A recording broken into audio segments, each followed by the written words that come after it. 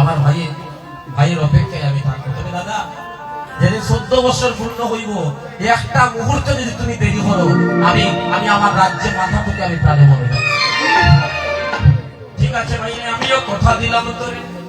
14 বছর পূর্ণ হলো, লঙ্কায় লক্ষ্মী প্রতিষ্ঠা হলো, লঙ্কার রাবণ মারা গেল, রামচন্দ্র বিজয়ীর বেশে এবার অযোধ্যায় গিয়ে অবতীর্ণ। সবাই বলছে জয় জয় রাম কি জয়, জয় শ্রীরাম কি জয়, জয় শ্রীরাম কি জয়। রামচন্দ্রের আগমন।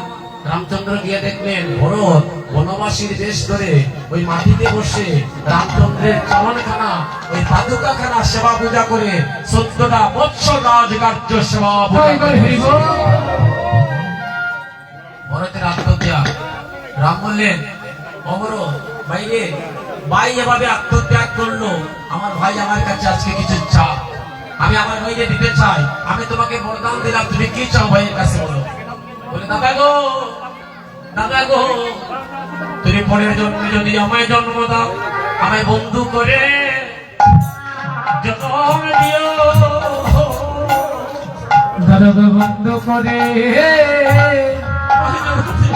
জন্ম দিও। আমায় বন্ধু করে আমায় জন্ম দিও। দাদা গো, আমায় বন্ধু করে জন্ম দিও। আমার ভাই করে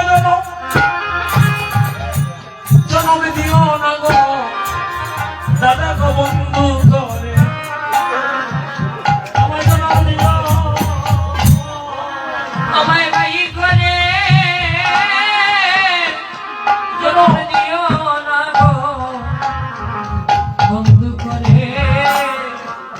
জন্ম দিও। রামচন্দ্র বললেন, ভরত রে, তুই নাই আমার ভাই।